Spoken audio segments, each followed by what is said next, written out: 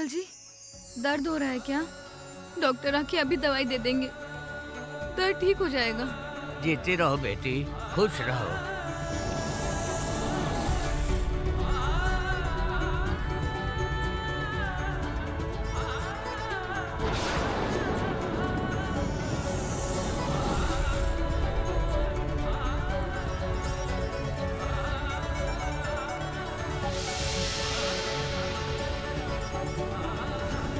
क्यों चढ़ी थी इस बस में?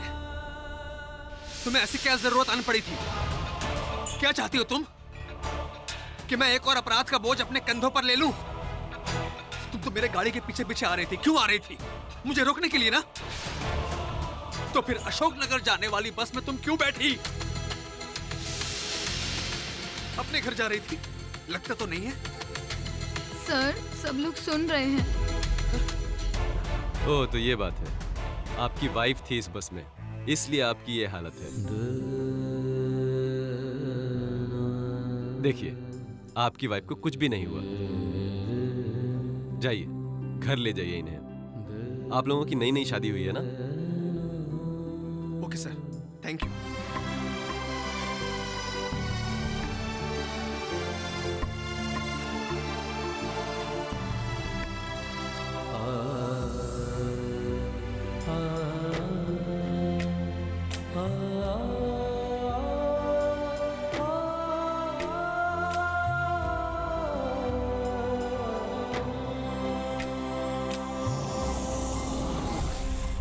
आप विश्वास कीजिए सर, मैंने सोचा था कि आप अशोकनगर वाले खंडर में होंगे, इसलिए मैं अशोकनगर की बस पे चढ़ी थी, नहीं तो नहीं चढ़ती।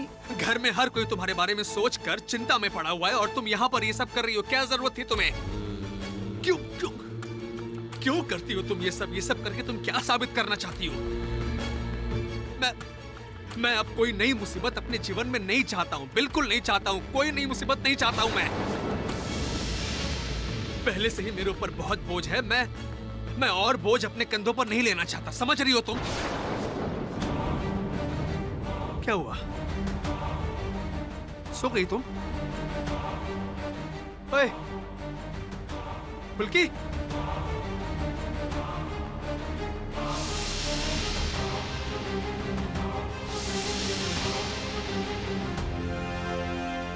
इसे तो बहुत तेज बुखार है।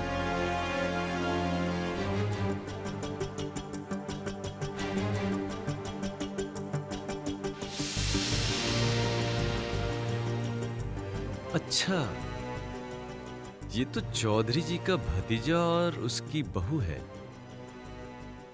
पहचान ही नहीं पाया था।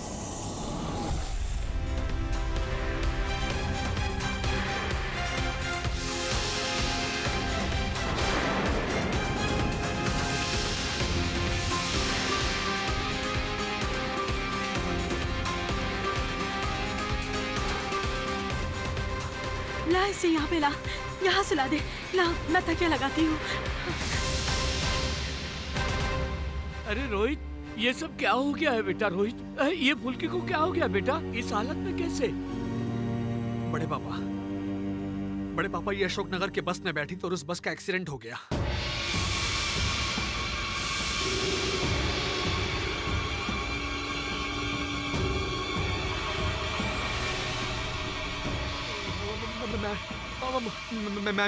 मैंने उसे उस बस में बैठने के लिए नहीं कहा था। सच कह रहा हूं मैं।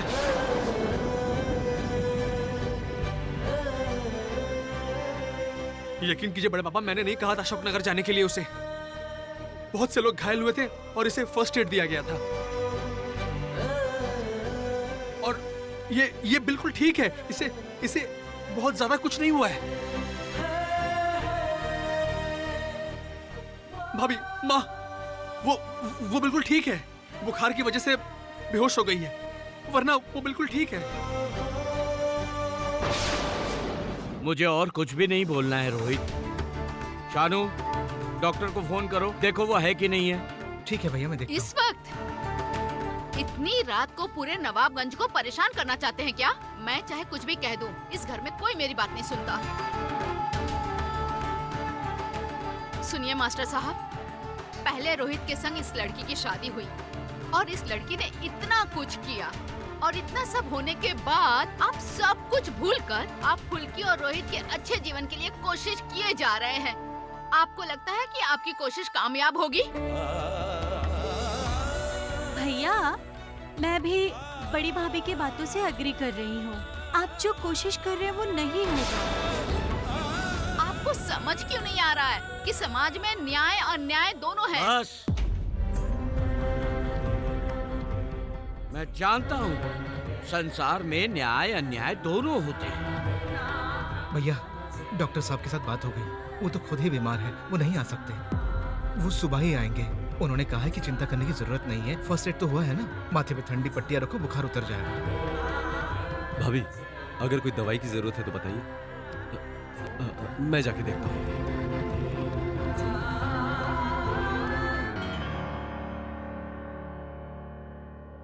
रोहित, फुल्की की जिम्मेदारी तुम्हारी है, याद है ना? अब उसको ठीक करने की जिम्मेदारी भी तुम्हारी है।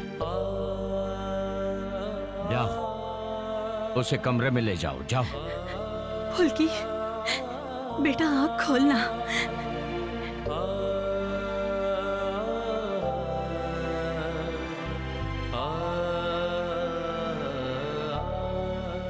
ये देख, देख। फुल्की, फुल्की, हमारी बातें सुनाई दे रही है? सुनाई दे रहा है? फुल्की, तुम उठ सकती हो क्या? हाँ? हाँ, मैं उठ सकती हूँ दीदी।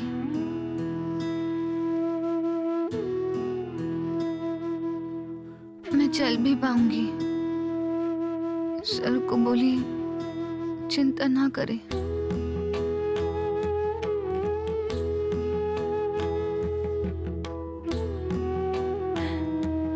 धीरे आराम से, आराम से। फुल्की,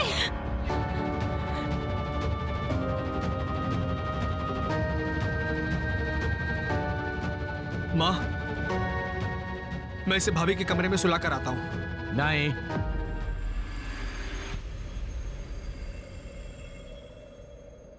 प्रमिला के कमरे में क्यों? वो क्या फुल्की का कमरा है? फुल्की को अपने कमरे में लेके जाओ। बड़े पापा, अरे इधर आ। बहुत हो गया। बड़े पापा बार बार तेरी वजह से सर झुका रहे सबके सामने, क्यों? अभी के लिए मान जा। मुझे पता है तुम्हारे जो भी जरूरी काम है वो सारे काम बाद में होंगे। अभी फुल्की को लेकर अपने कमरे में जाओ। और कोई बात नहीं सुननी रोहित, जाओ।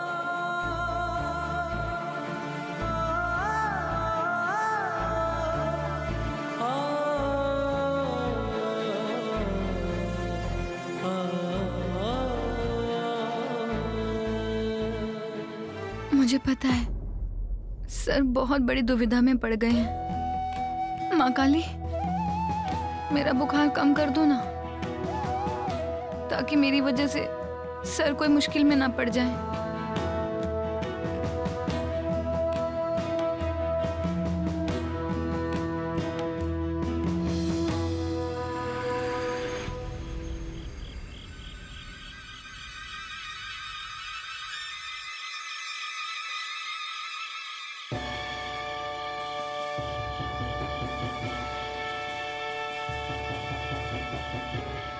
मैंने कोई तस्वीर नहीं खींची है सर, विश्वास कीजिए, मैंने कोई तस्वीर नहीं खींची है। मैं नहीं चाहती मेरी वजह से किसी को कोई मुश्किल हो। और आपने तो मुझे कितनी बार बचाया है, आपको मैं क्यों मुश्किल में डालूंगी? मैंने कोई तस्वीर नहीं खींची सर, कोई तस्वीर नहीं खींची।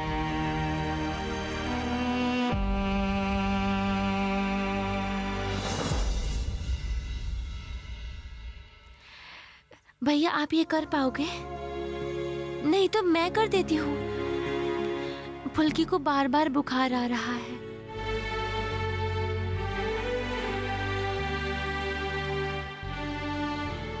नहीं नहीं भैया, ऐसा नहीं है कि आप नहीं कर सकते, बस मैं करना चाहती हूँ क्योंकि फुल्की को मैंने अपनी बहन मान लिया है, इसलिए उसके लिए रात भर जागने में मुझे कोई तकलीफ नहीं होगी।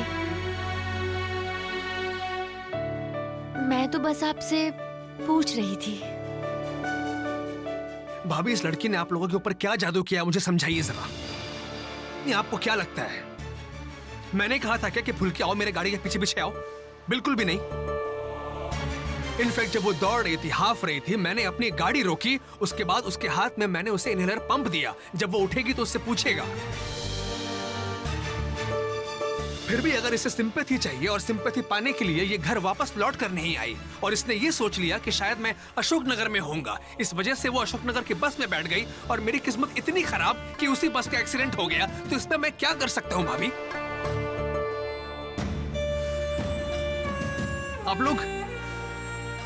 आप लोग फुल्की की इस हालत के लिए मुझे दोषी क्यों ठहरा रहे हैं भाभी? क्या आप थोड़े से भी जिम्मेदार नहीं हैं भैया?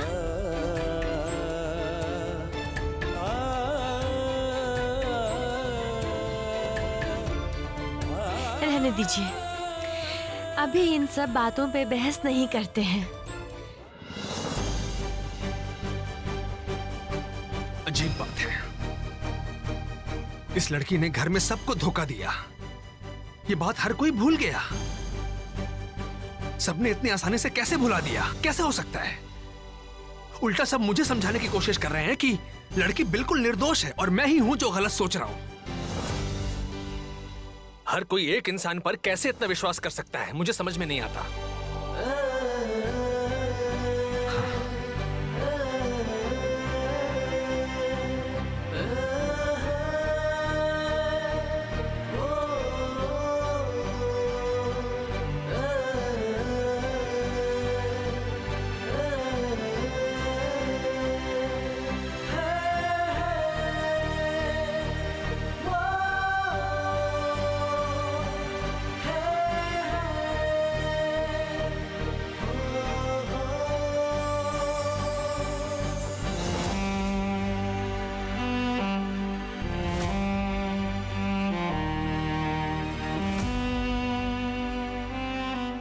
मैंने किसी को धोखा नहीं दिया सर, मैंने किसी को धोखा नहीं दिया, किसी को नहीं। तो फिर तुम्हारे मोबाइल फोन के गैलरी में वो फोटो कैसे आई फुल्की? मैं ना कभी तुम पर यकीन नहीं कर पाऊंगा, कभी भी नहीं। रुद्र कोशिश कर रहा है, सबूत के साथ ये पता चल जाएगा कि सच क्या है। उसके बाद तुम्हारा ये जो भोलापन है ना, ये झूठ है, नकली है, ये और भी अच्छे से सबके सामने आ जाएगा। उसके बाद मैं सही तरीके से फैसला ले पाऊंगा।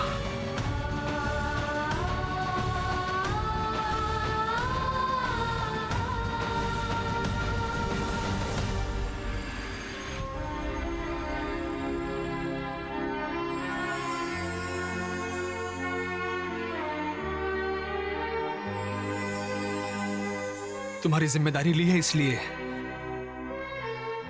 वरना रोहित रॉय चौधरी इस तरह धोखा देने वालों की तरफ मुड़कर नहीं देखता।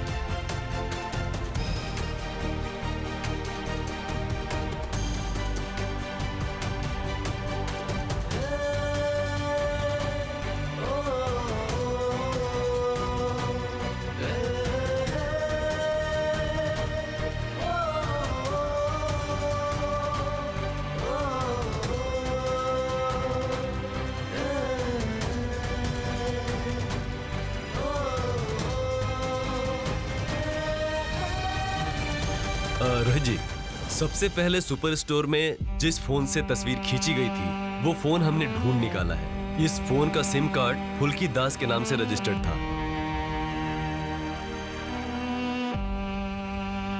मैंने कोई तस्वीर नहीं ली सर, मैंने कोई तस्वीर नहीं ली।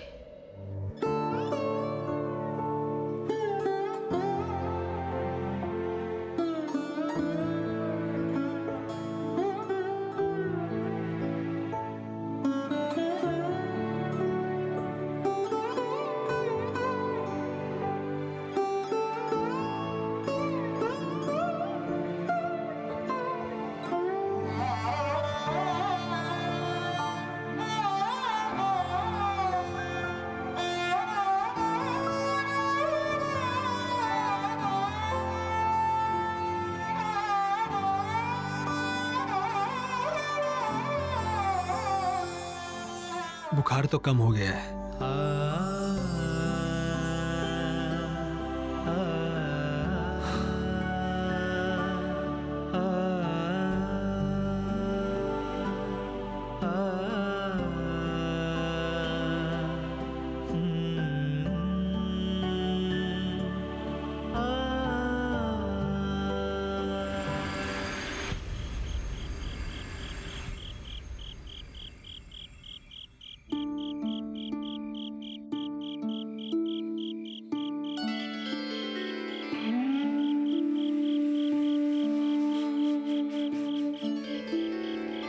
ये क्या?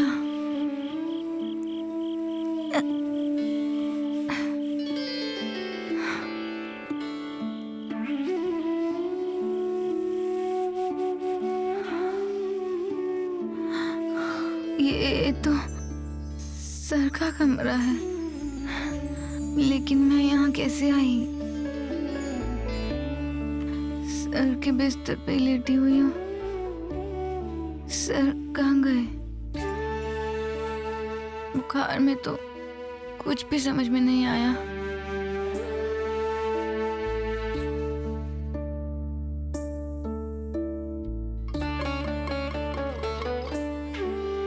पट्टी सर पे सर ही लगा रहे थे। कहाँ गए सर?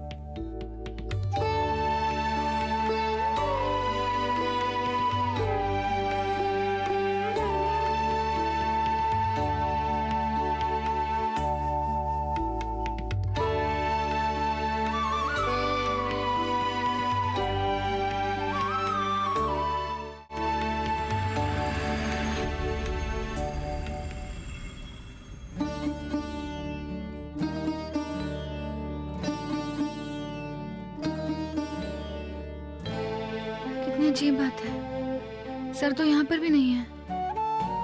कहाँ गए हैं? फिर से कहीं चले तो नहीं गए? हे भगवान।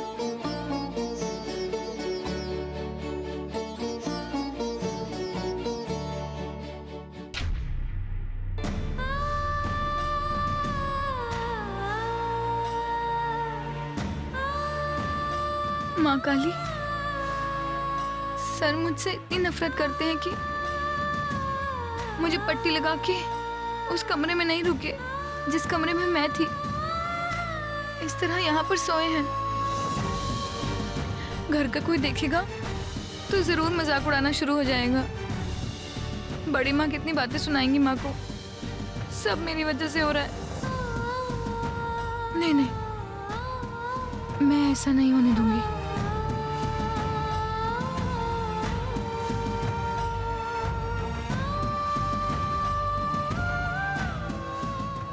सर, सर, उठिए सर, आंखें खोलिए।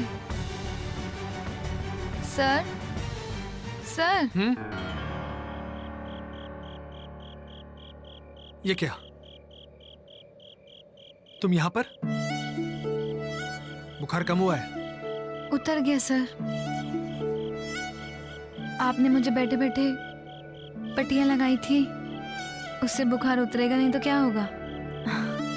आपके जैसे गुस्से वाले इंसान से तो बुखार भी डरता है। हे, क्या बात क्या है? आधी रात को मेरे साथ बकवास करने आई हो? सुनो फुल्की, मैंने ना बहुत मुश्किल से खुद को संभाल कर रखा है। मुझे परेशान मत करो, उससे मेरा दिमाग खराब होगा और परेशानी बढ़ेगी। जाओ कमरे में जाओ और जाके सो जाओ, जाओ। वहीं तो जा रही हूँ सर, मैं दीदी के कमरे में सोने जा रही हूँ। क्यों? जिस कमरे में थी वहां क्या तकलीफ थी, जान सकता हूं? दिक्कत तो होती है सर,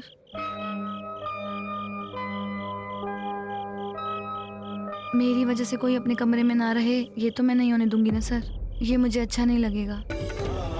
आप अपने कमरे में जाके सो जाइए, दीदी मुझे अपने कमरे में रहने देंगी, मेरे साथ रहेंगी भी। असल में दीदी मुझे बहुत प्यार करती हैं, पता है, लगता है मेरी खुद की बहन है वो।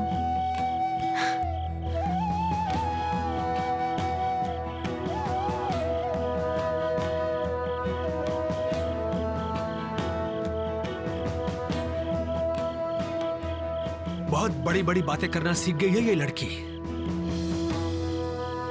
उम्र के हिसाब से कुछ ज्यादा ही तेज बनती है। ओह वैसे भी मैं किसके बारे में क्या सोच रहा हूं? घर के लोगों को बेवकूफ बनाया, शादी कर ली, इस घर की बहू बन गई, और उसको मैं सिर्फ तेज बोल रहा हूं। वो सिर्फ तेज नहीं है, बहुत तेज है, होशियार है लड़की। बीच बीच में मैं खुद इस बात को भूल जाता हूं, पता नहीं कैसे। खैर जाने दो, जो जी में आए करे।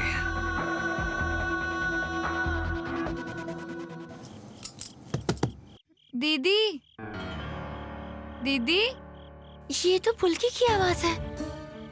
इतनी रात को क्या हुआ दीदी? होगा? फुल्की, हाँ रुको आती हूँ।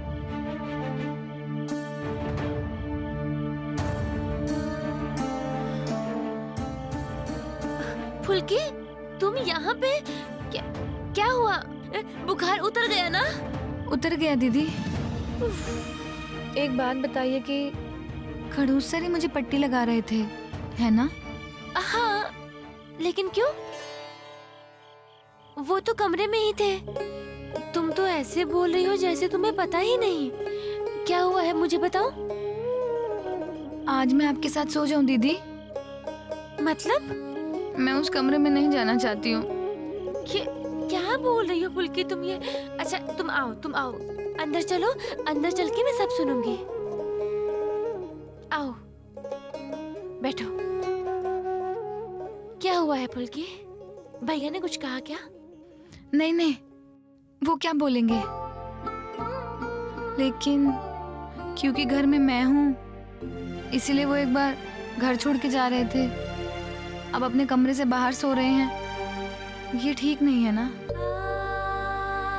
फुल्की ज्यादा बातें नहीं समझती, सिर्फ मेहनत करती है, हंस खेल के जीवन बिताती है, लेकिन मेरी भी तो अपनी एक इज्जत है ना। मैं सर के घर पे कब्जा नहीं करना चाहती हूँ। मैं आपके साथ रहूंगी, मुझे पता है इससे आपको कोई तकलीफ नहीं होगी, आप तो मेरी बहन जैसी है ना।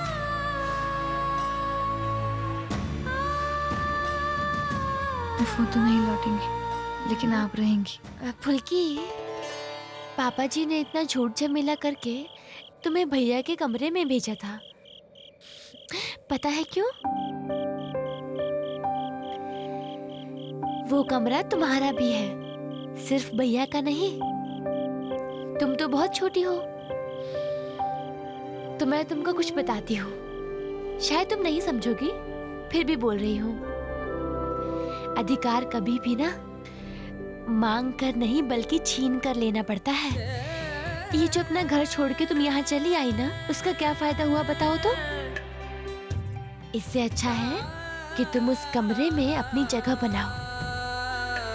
और तुमने तो हमसे वादा किया है ना कि भैया को पहले जैसा कर दोगी, तो ऐसे कैसे कर पाओगी अगर तुम अपनी जगह ही छोड़ दोगी? अरे दीदी, मुझे इतनी बड़ी बड़ी बातें समझ नहीं आती हैं। मैं सुबह से काम कर सकती हूँ, रात को एक बार खाना खा के आराम से सो सकती हूँ, लेकिन ये जमीन, जगह, अधिकार, इन सब की मुझे जरूरत नहीं है। और अधिकार तो इज्जत से बड़ा नहीं होता है ना, बोलिए। मैं क्या बोल रही थी, दीदी के कमरे में जमीन पर सो जाऊंगी।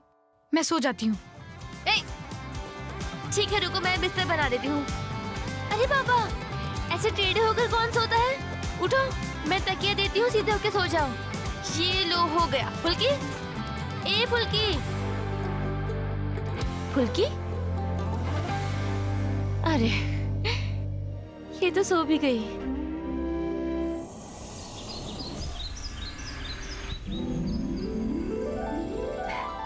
अरे प्रमिला, एक बात बताओ, कल रात और कोई गड़बड़ तो नहीं हुई ना? फुल्की का बुखार उतर गया? एक बार जाके देख के आती हूँ। चाची जी, फुल्की मेरे कमरे में ही सो रही है, बुखार भी कम हो गया है। आप जाइए ना, देख के आइए। क्या बोल रही है? तेरे कमरे में मतलब?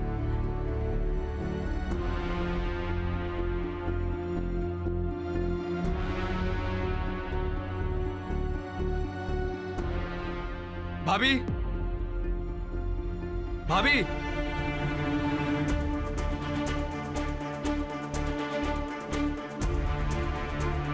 चाय। भाभी उसका बुखार तेज हुआ था क्या रात को? किसकी बात कर रहे हो? आप अच्छे से जानती हैं कि मैं किसके बारे में बात कर रहा हूँ। देखिए भाभी, मेरे ऊपर गुस्सा करने की कोई जरूरत नहीं है। उस होशियार लड़की को मैंने नहीं कहा था कि वो घर से चली जाए। नहीं नहीं रोहित, तू अब सच में मुझे पागल बना देगा। तो उस लड़की के साथ ऐसा व्यवहार क्यों कर रहा है बोल तो? कि वो आधी रात को उठकर प्रमीला के कमरे में चली गई बीमार हालत में। तेरा काम देखकर तो मैं हैरान हूँ। तुझे क्या लगता है बड़े पापा के कान में ये बात नहीं जाएगी? माँ प्लीज देखो, मुझे हर वक्त विलन बनाना बंद करो। ये लड़की सिर्फ तेज नहीं है, बहुत होशियार है। अरे बाप रे बाप, आज कितनी देर हो गई है? पता नहीं मेरी किस्मत में आज क्या लिखा है। बेवकूफ हूँ मैं, इतनी लेट कैसे हो सकती हूँ? और इतनी बातें सुननी पड़ेंगी। ये क्या बड़बड़ कर रही हो? हाँ? और यहाँ क्या कोई ड्रामा चल रहा है? इस तरह उछल उछल कर क्यों उतर रही हो? और वैसे भी आज तुम्हें काम पे जाना है, मैंने तुमसे कहा एक बार भी। फुल्की, ये सब नाटक करके, सहानुभूति बटोर के तुम और क्या साबित करना चाहती हो, बताओ जरा। ये देखो, यहीं से डांटना शुरू हो गई ये तो। ओ दीदी, आपने अगर मुझे 2 मिनट पहले उठा दिया होता तो आज मेरी जिंदगी बच जाती। बोलो। क्या जरूरत है आप लोगों को इसकी इतनी बकवास सुनने की? इसीलिए तो वो सर पर चढ़कर बैठ रही है। कल से इस लड़की ने दिमाग खराब कर रखा है। कभी स्टोर के बाहर लंगर बांट रही है, तो कभी मेरे गाड़ी के पीछे दौड़ते दौड़ते बस में बैठकर कहीं और चली जाती है, और फिर बुखार होने के बाद मजाक मस्ती भी कर रही है। देखो उसे, कल बुखार की वजह से बेहोश हो गई और आज देखो इसे। यह भी हो सकता है कि ये इसकी कोई नई चाल हो, खुद को मासूम साबित करने के लिए शायद कोई नया खेल खेल रही है। क्यों? देख लिया आप लोगों ने। यही बातें स्टोर में जाकर 10 गुना और सुनाएंगे। बस, और एक चिट्ठी, उसके बाद मेरी नौकरी चली जाएगी। ये देखो, घर के बाहर तक फुल्की की आवाज आ रही है। इसका मतलब ये ठीक हो गई है कि नहीं? हाँ कमल भैया, ठीक तो मैं हो गई हूँ। असल में कमल भैया, इतनी डांट सुन रही हूँ ना, इसलिए बुखार, सर दर्द सब गायब हो गया है। किसने डांटा? किसने? समझ गया। और कौन हो सकता है? एक ही तो है चीखने चिल्लाने के लिए। रोहित, तुम ये चीखना चिल्लाना थोड़ा कम करो, ठीक रहेगा। कमल, मैं देख रहा हूँ कि तू भी इस लड़की की बकवास में शामिल हो रहा है। ऑफ कोर्स, वो तो मैं भी देख रही हूँ। नहीं, इसमें मैं उसे दोष नहीं दूंगी। फुल्की में एक बात है रोहित भाई, आपको पता है, ऐसा स्वभाव क्रिमिनल्स का होता है। उन्हें क्राइम करना इजी होता है। क्यों फुल्की, गलत बोला मैंने? इशिता, तुम्हें भी लगता है कि फुल्की क्रिमिनल है ना? हाँ। असल में क्या है ना, काम के मामले में ना काफी लोगों से मेरी मुलाकात होती है रोज, और इसलिए ये मीठी बातें, मासूम चेहरा, उसका कोई असर नहीं होता मुझ पर। मुझे लगता है कि आज सबके मन में डाउट है कि फुल्की ने वो तस्वीर खींची थी या नहीं, इसलिए मैंने उसे सीधा क्रिमिनल कह दिया। तो क्रिमिनल कहने पे उसे खराब लग सकता है ना? इशिता, अब हाँ? तुम फुल्की के पीछे क्यों पड़ गई सुबह सुबह? अरे तुम्हें कॉफी चाहिए थी ना? भाभी, मैं कॉफी बनाने जा रहा हूँ। अरे बाप रे, आज तो मुझे स्कूल जल्दी पहुंचना था। ए फुल्की, आज घर में ही रहना, हाँ? कहीं जाने की जरूरत नहीं है। कल जो मर्जी करना। ए प्रमिला, मैं तैयार होने जा रही हूँ।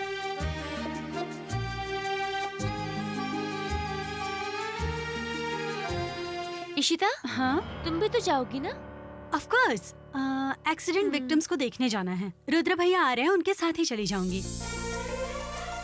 अच्छा, कल रात को इतना सब कुछ हो गया और किसी ने हमें बताना जरूरी भी नहीं समझा। आखिर ऐसा क्या हुआ था? फुल्की कहाँ है? ए फुल्की, ओ फुल्की, कैसी हो तुम? कल कितनी बड़ी मुसीबत हो गई ना। मुसीबत तो हुई है, क्या हालत हुई है देखो जरा। और अच्छा तुम बताओ कि इतने रात को तुम्हें अशोक नगर जाने की क्या जरूरत थी? अरे रोहित, अरे मैं तुमसे बात कर रहा हूँ भाई। अरे सुनो, तू एक्सीडेंट पॉइंट से फुल्की को लेकर आ गया और मुझे बताना जरूरी भी नहीं समझा। अरे मुझे आने में देर नहीं लगती वहाँ पर, क्यों नहीं बताया? हाँ, ये आवाज तो रुद्र की लग रही है। अरे रुद्र, तुम आ गए बेटा? हाँ बड़े पापा, गुड मॉर्निंग। अरे मॉर्निंग कहाँ गुड है, कल इतना बड़ा एक्सीडेंट हो गया अशोक नगर में। अच्छा, उस बारे में तुमने कुछ किया? बड़े पापा, सारा इंतजाम हो गया है, आप चिंता मत कीजिए ना। और वैसे भी डीएसपी साहब को मैंने घर आने के लिए बोल दिया है, वो आ ही रहे होंगे। मैं सारी रिपोर्ट ले लूंगा और किसी को भी परेशान होने की जरूरत नहीं है, आप चिंता मत कीजिए। मैं तो परेशान इस बात से हूँ कि रोहित फुल्की ने जो किया, क्या वो सही किया? हाँ, अरे कम से कम उन दोनों को कॉल तो करना चाहिए ना। बड़े पापा, अरे बाप रे, बेटी तो इतनी जल्दी उठ गई है? अरे सुनो सुनो सुनो, तुम्हारी तबीयत कैसी है बोलो? बुखार, दर्द कुछ है तो नहीं ना? तुम्हारे उस खड़ूस सर ने तुम्हारा अच्छे से ख्याल रखा ना? अगर नहीं रखा हो तो मुझे बताना। हाँ, मैं बिल्कुल ठीक हूँ बड़े पापा, कोई दर्द भी नहीं है और बुखार भी नहीं है। अभी तो मैं पहले जैसे भारी सामान उठा के घर घर डिलीवरी करने भी जा सकती हूँ। और सर ने कहा तो काम पे भी चली जाऊंगी। यही है हमारी फुल्की, बिल्कुल बिल्कुल।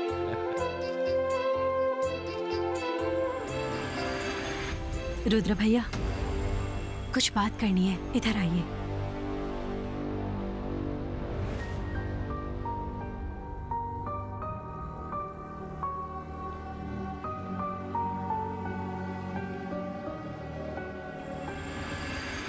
फुल्की, सुनो, तुम्हारा पति खाली पेट चाय पी रहा है। जाओ, ये बिस्किट दे के आओ।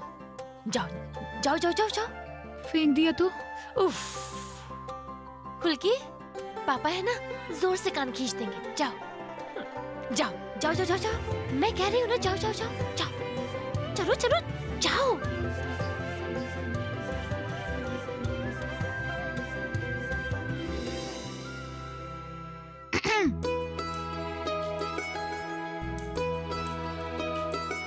सर,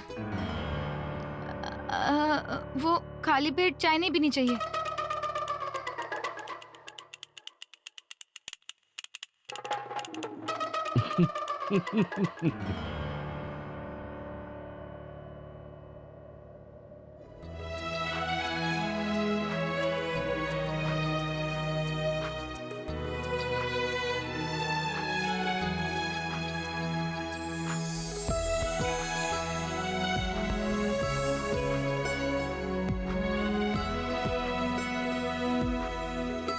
क्या समझ रहे हैं रुद्र भैया?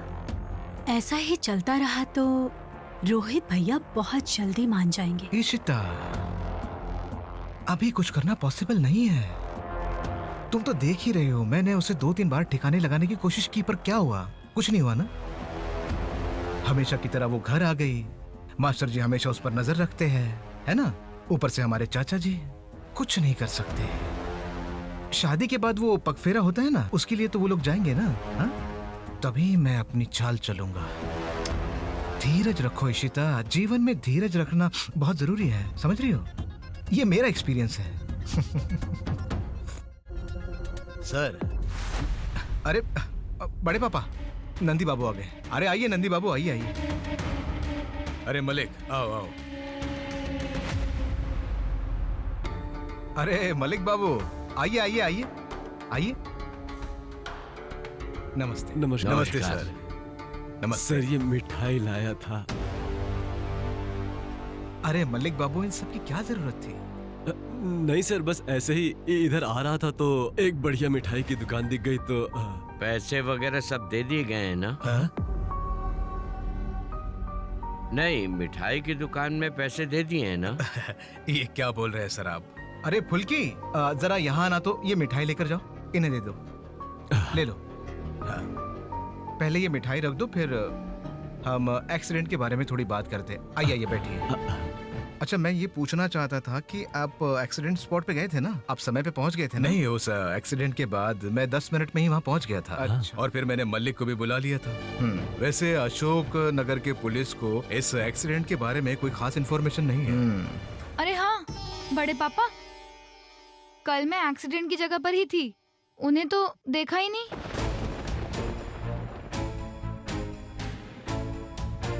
वहाँ पे तो पुलिस ही सब कुछ कर रही थी, सर ने भी देखा था, है ना सर? क्या ये बात सही है? नहीं नहीं, ये कैसे हो सकता है? शायद इन्होंने हमें देखा नहीं होगा। असल में कल जिस बस का एक्सीडेंट हुआ था उसी बस में फुल्की थी। फुल्की, तुम सबको मिठाई दो। हर चीज के बारे में बात करने की जरूरत नहीं है तुम्हें। भाभी,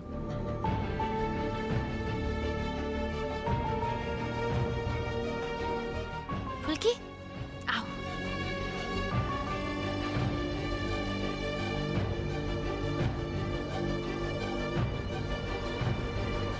देखो रोहित, छोटी छोटी बातों से लोगों को पहचाना जा सकता है। ये तो मानते हो ना कि ये लड़की सीधे सीधे सच बोल देती है? ये किसी को धोखा दे सकती है क्या? हाँ? बड़े पापा, उसका ये सच बोलना, ये इसका कोई नाटक नहीं है, ये आप कैसे कह सकते हैं?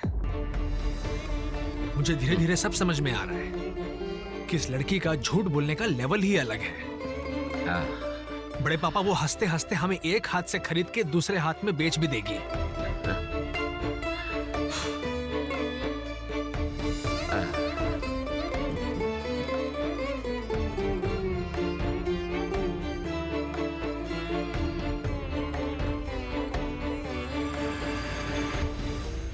अरे आप लोग बैठ जाइए ना, आइए बैठिए, मिठाई खाइए, बैठिए बैठिए।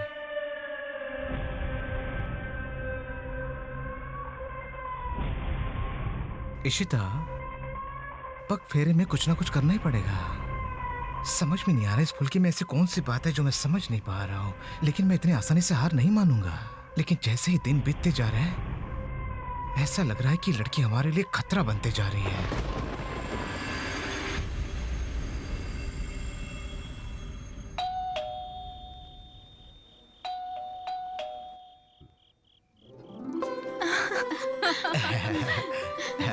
बोलो भैया, पापा आइए आइए, बड़े पापा आप सबका इंतजार ही कर रहे हैं। अच्छा? मैं भी बैठी हूँ, चलिए चलिए चलिए चलिए, हाँ, कोई चल कुछ रही नहीं हूँ, बोलेगा, हाँ, चलो। चलिए चलिए। पापा रे हाँ, पापा, चल, बोलो ना माँ। क्या है, क्या कर रही हो तुम? क्या कर रही है नमस्ते, लोग? नमस्ते, हाँ, हाँ, नमस्ते समधी जी, नमस्ते नमस्ते। सब हम पग फेरे के लिए आपको निमंत्रण देने आए हैं। लीजिए लीजिए। अरे इसकी क्या जरूरत थी? अरे इसमें कौन सी बड़ी बात है समधी जी, मैं ये कह रहा था कि मेरी बेटी और जमाई बाबू को घर भेज देते तो अच्छा हो जाता। अच्छा समधन जी, मेरी बेटी आप सबकी सारी बातें मानती है ना? कहीं इस लड़की ने आप लोग को परेशान तो नहीं किया ना? बताइए ना। नहीं दीदी, फुल्की जैसी लड़की किसको मुसीबत में डाल सकती है? ऐसा नहीं है, बल्कि फुल्की तो सबको मुसीबत से बचाती है ना शानू? और नहीं तो क्या, हमारे स्टोर में इतना बड़ा नुकसान होने वाला था पर फुल्की ने बचा लिया। सच में आपकी बेटी बहुत समझदार है। ये देखिए, आप लोग अभी भी क्यों खड़े हैं? आइए ना, बैठिए ना, बैठो, बैठिए। बैठो, हाँ हाँ हाँ। देखो कैसे सब लोग मिलकर फुल्की को हीरोइन बना रहे हैं। मुझे सच में अपने ही लोगों के इस बर्ताव को देखकर यकीन नहीं हो रहा है। ये देखिए जमाई जी आ गए। जमाई जी को बोलिए चलने के लिए। हाँ हाँ हाँ, आइए दमाजी, आइए आइए। हम लोग आप दोनों को यहाँ पग फेरे के लिए निमंत्रण देने आए हैं। फुल्की को फोन करके मैंने बता दिया था कि हम लोग आ रहे हैं। मुझे पता नहीं था कि आप भी घर पे हैं। अच्छा हुआ। अरे क्यों नहीं रहेंगे, क्यों नहीं रहेंगे? हाँ, ससुराल वाले जो आए हैं, अरे जमाई बाबू स्वागत तो करेंगे ना। जमाई बाबू, जमाई बाबू, कैसे हो आप? हाँ? अच्छा, मेरी बेटी आपका ठीक से ध्यान तो रख रही है ना? हाँ?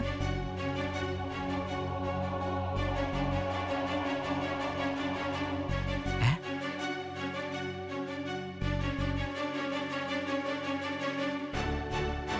शानू, रोको रोको, संजय बाबू को रोको। बम कभी भी फट सकता है। मैं फुल्की से बात करता हूँ। फुल्की, अपने पापा को रोको। जाओ। पापा हाँ। चलिए ना वहाँ जाके बैठते हैं। सर को भी स्टोर जाना है, बहुत हिसाब का काम रहता है ना। आप चलिए वहाँ चल के बैठिए। चलिए चलिए। हाँ, मैं ना सबके लिए मिठाई लेकर आती हूँ। भैया, आप नहीं जा रहे ना? नहीं भाभी, मैं कहीं भी नहीं जाऊंगा।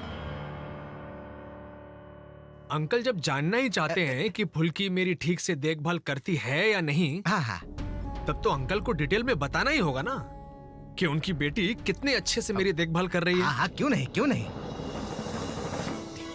माँ काली, सर तो अब बता देंगे कि मैंने उनको धोखा दिया है। माँ तो ये सब सुन के टूट जाएंगी।